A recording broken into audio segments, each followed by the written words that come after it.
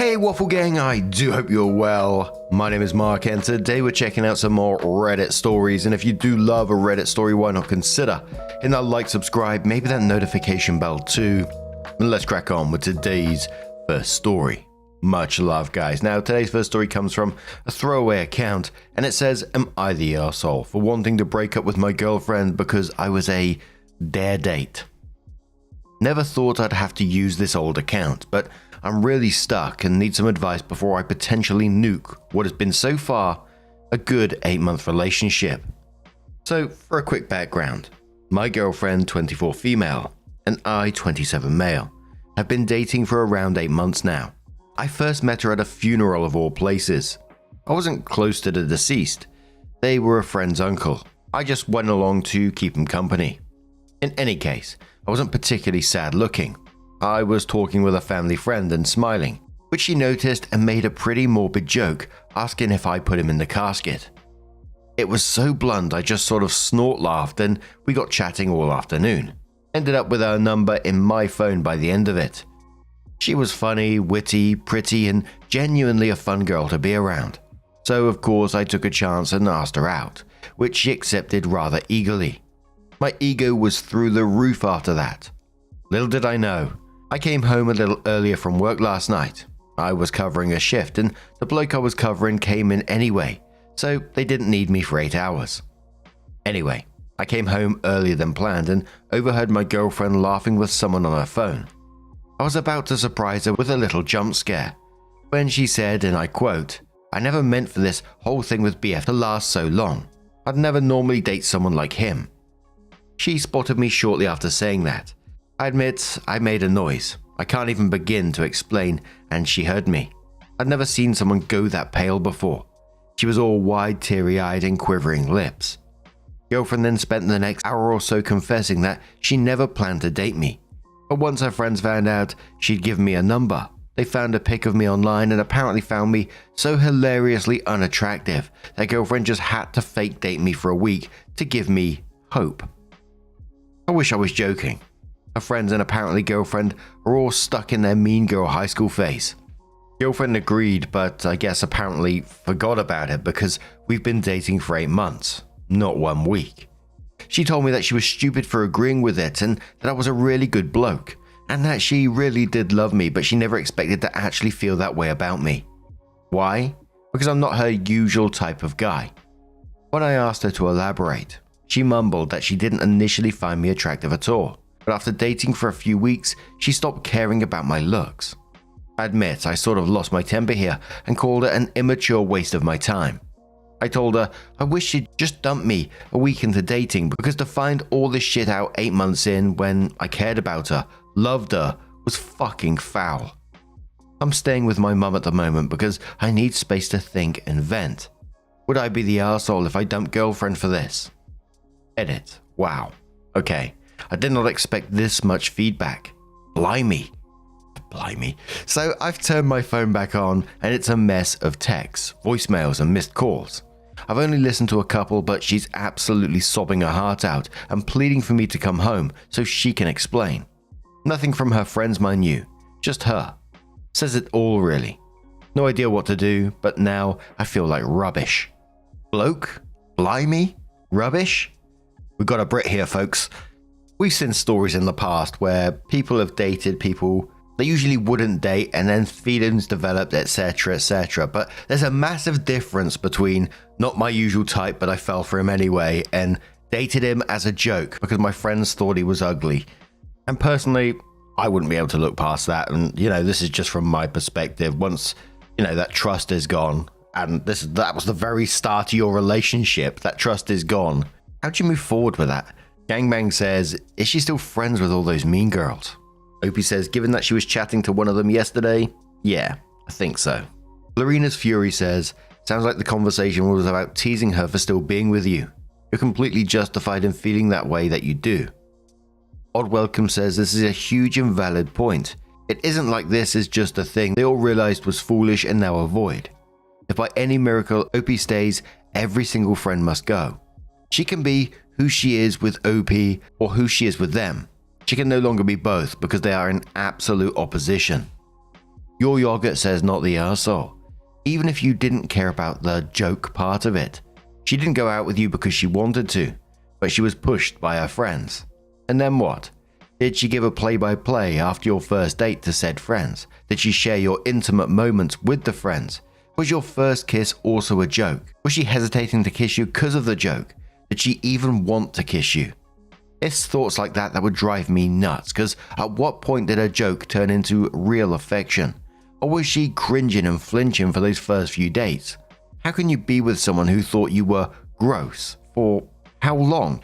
Weeks? Days? Not the arsehole. Opie says that's the same shit on my mind. I mean, she didn't act strange or hesitant when we started dating. She was funny and cute and demanded we hold hands on our second date. But was it all a funny story to tell her friends? Was she laughing at how pathetically happy I was dating someone out of my league? I don't know. It's driving me insane thinking about it.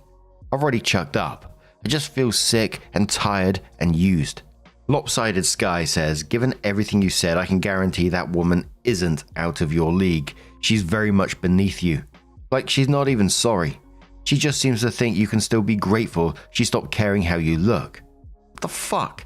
And tries to justify her shitty behavior. Even if you somehow forgave her, you'd never be able to forget.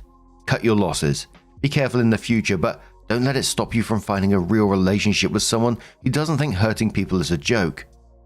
Zelf Prince says, your first sentence is so important. OP, you deserve so much better than someone who will always look down on you for not being what she deems conventionally attractive. You deserve better than someone who thinks you should be grateful that they graced you with their presence. You deserve a partner who values you. So a couple of days after that, OP comes in with the update and says, first of all, thank you to everyone who commented. The good, the bad, and the downright bizarre. Now, onto the update. So I eventually turned my phone back on after making the original post and was bombarded with voicemails and texts and whatnot. I only listened to a couple and girlfriend was sobbing her heart out on all of them, more or less begging me to come home and let her explain. To be fair, I didn't really have much choice but to eventually go back home anyway. It's a house share and I pay rent to live there. Plus my own mum was basically nudging me back out to let girlfriend explain herself. So I went back home the next day and she pretty much tore out her room and threw herself at me. She was sobbing and trying to talk but kept crying too hard between her words to sound coherent. I know I should have probably been angrier, but I hate seeing her cry. And she wasn't just crying, she was sobbing so hard she was having trouble breathing at a few points. Eventually I got her to sit down and asked her to explain exactly why I should stay with a woman who not only got with me as a dare, but also laughed about it with her vapid friends 8 months on. A lot was said, and to summarize it so this update doesn't take all night, she more or less said this. Fake names for her friends, and I'm likely paraphrasing, but I spent about 40 minutes trying to remember it exactly, so this is the gist of it. She said, I didn't mean to ask you out on a dare. I wanted to date you before they even knew about you. I gave you my number first, remember? When Stacy and Tina found out I gave you my number, they looked you up on Facebook and found it hilarious that you were even trying with me. So they got this stupid fucking dare thing and told me to give all uglies in the world hope. OP said, wow, real mature. You remember what you said on the phone to whoever it was, right? That you never meant for us to last this long. You told me I wasn't your type. What's your type, girlfriend? Not me, right? Too ugly for you. She said, stop saying that. You're not ugly. You're just not the type of bloke I'd have picked to date long term. But I was wrong, babe. Look at us. We've lasted nearly 9 months, and I love you so much. I really do. How can I prove it to you? How? Opie says, I don't know. I love you too, but all I can think about is you laughing about me behind my back to them. How can I trust you anymore? She said, I wasn't meaningfully laughing at you. I swear I wasn't. I just don't know how to handle Tina any other way. She's always been like this, and I just go along with it to keep the peace. OP said, so you'd rather keep the peace than stand up for me? Is that what you're saying? She said, you're twisting my words, and OP replied saying, no, I'm not. God, why should I stay with you? Seriously, give me a reason. You laughed behind my back. You dated me on a dare given to you by Tina and Stacy, right? And you're still friends with them. You chose them and their cruelty over us and what we have. She said, we've been friends for years though. And OP said, I fucking give up. OP continues, at this point it was just back and forth of me trying to walk away and her professing her love and defending her friendship with the Wonder Twins while trying to make me sit back down. I don't know guys, I'm back home. She's constantly trying to have another talk. I'm tired and I don't know what to do. I don't know what to say. Advice would be wonderful because I'm very tempted to just pack it in. Top commenters say, I had too much pride to stay. Be second guessing everything all the time. How exhausting. Top Spite says, from what I've read, girlfriend failed to resolve the situation. She continues to defend her friends, dismissing their behavior by saying, it's just the way they are. She remains close with these friends, laughs with them at OP's expense, joins in on their jokes about them, and allows them to disrespect him without taking any action. Despite all this, she chooses to maintain her friendship with them. To me, this feels like siding with her friends over a boyfriend. Where has she stood up for him? Where has she defended him? Where has she expressed disagreement with the jokes and the disrespectful comments aimed at him? I just don't see it. Dom says, not the arsehole. Jesus Christ, man. She just seems like she regrets being caught in general. I say that you just drop her because this ugly has hope that he will find someone beautiful both inside and out. Or tell her that if she truly wishes to make amends, she stops associating with high school mean girls because that constant influence in her life will definitely haunt your relationship going forward. If she says, but we've been friends for years, say, great. So do you want years or possibly decades with someone you truly love? Or do you want more years of that horrible influence ruining all your relationships, taking advice from children who I definitely will never want to hang out or get along with? If my friends thought you were a complete monster or disgusting to look at and laughed at it on the phone with me behind your back, you're really cool with me hanging out with them just because I met them first before you several years ago. Then when she hopefully says no, that's when you say, exactly, so make your choice. If she says yes, I'm cool with that, then say perfect. I'd rather date someone with as much self-respect as I have, so enjoy your single friends, keeping you single. Bye. And the final commenter says, those girls are mean girls and there's a chance your girlfriend is in a controlling friendship with them. If you love her and want to be with her, then tell her she needs to let go of these two girls, at least for a certain amount of time. If she can't do that, then there's no hope, because they're going to trash you always. Hell, they probably talk shit about your girlfriend as well, so this is on her now. It's very possible to not be completely into a person at the start, and once you get to know them, you see them in a different light. And, I just couldn't do it. There's no way for me I'd be able to stay in that relationship. And just looking back to the very beginning of this, she's 24 years old, going on a dare date. I mean, what the fuck? But what do you guys make of this situation? Let us know your thoughts down in the comments below. Let's move on to another story. Now we're going into our very own subreddit, r/Mark Narrations. If you want to share your own stories, please feel free to do so. You can set up your own throwaway account really easy.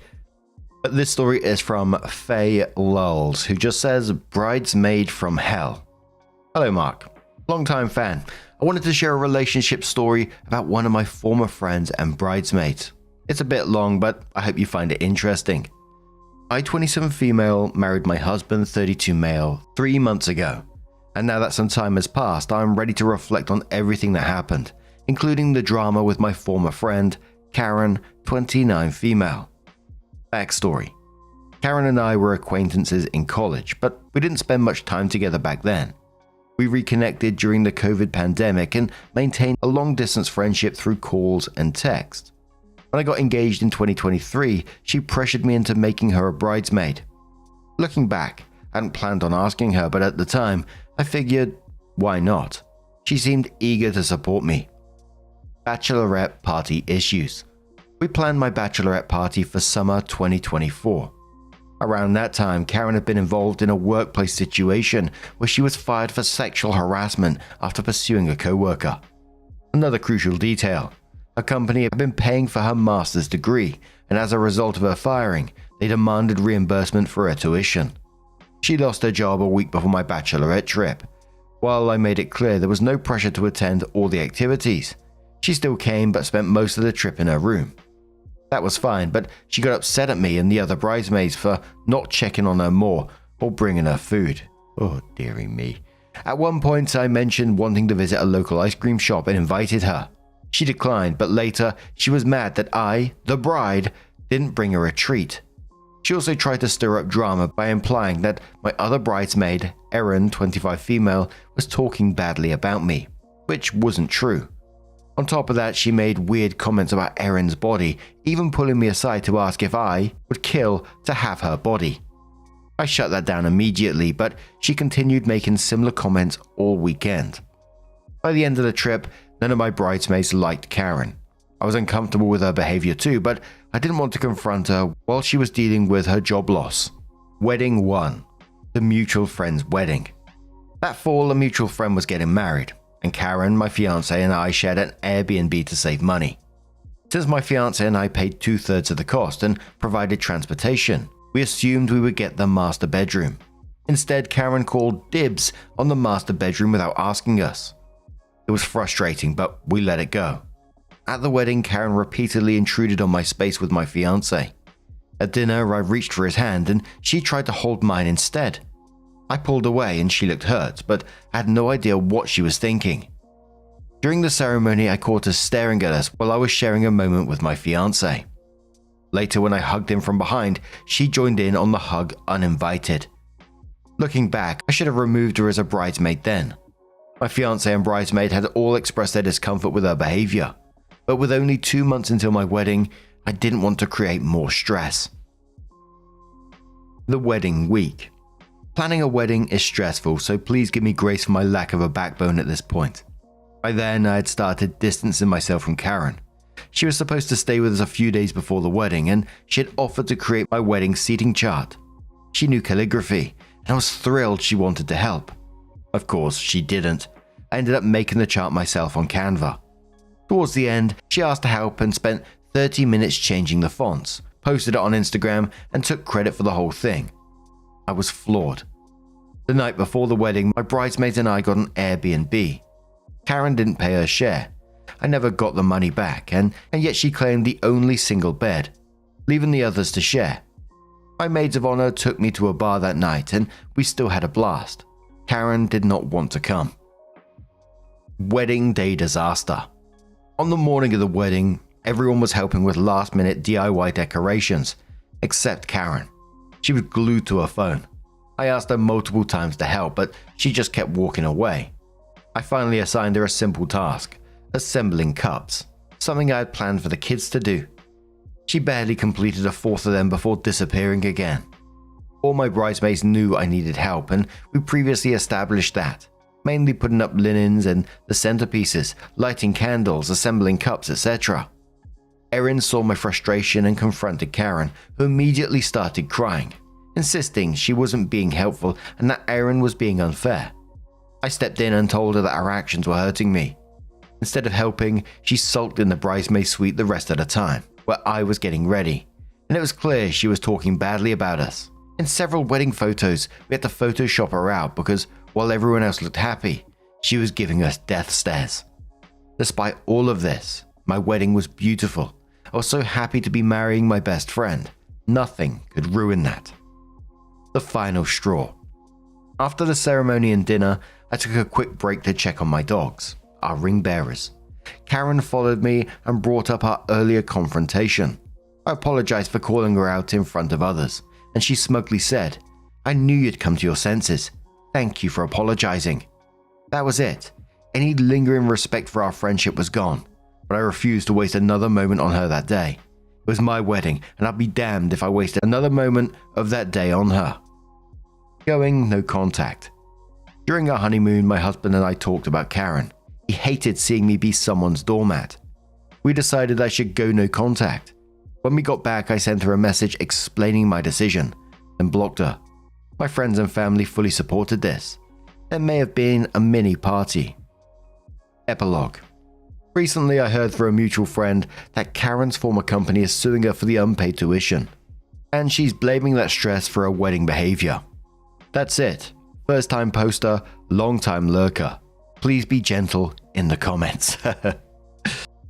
Holy moly, dealing with someone like that, Karen is just like one of those typical that we see in these stories, emotional vampires who she always positions herself to be the victim while sabotaging your day. And I know you said yourself about the whole backbone thing, and it sounds like you realized it in the end. And whilst I agree that, people like Karen do need to be dealt with a lot sterner, and I know myself it can be difficult to do stuff like that, But I find it really sad at the same time when you seem like an incredibly kind person and, you're having it weaponized against you by some arsehole. If you're anything like me, you think like, oh, maybe, she is just going through a tough time. So I know how difficult it can be, and people like Karen know exactly how to push the guilt buttons, and on kind-hearted people, they know how to manipulate. And in the end, I think you gave yourself an amazing wedding gift, permission to cut that toxic arsehole loose. And I think the celebration at the end that you, your friends and family had after you blocked her, it sort of said everything, that it was obvious to them what her behavior was like. So after this, just good on you for standing up in the end and blocking her, because it needed to be done. I know it can be incredibly difficult. Again, I know you get a lot of people in these stories who say, oh, doormat, etc., etc. But, I think it's incredibly difficult at the same time. I know a lot of people go, no, it's not difficult, but I think it is. And I think many people will find it difficult as well. So instead of the doormat, I'm just going to say well done to you, OP. But what do you guys make of this one? Let us know your thoughts down in the comments below. And don't forget, if you have your own story to share, r/Mark Narrations, why the hell not, right? Just a huge thank you for being here today, getting involved in the stories, your love, your support, your time. It always means the absolute world to me. So thank you so, so much. And hopefully I'll see you in the next one. Take care and much love. I've been thinking about your smile. I've been thinking that I can't let you go.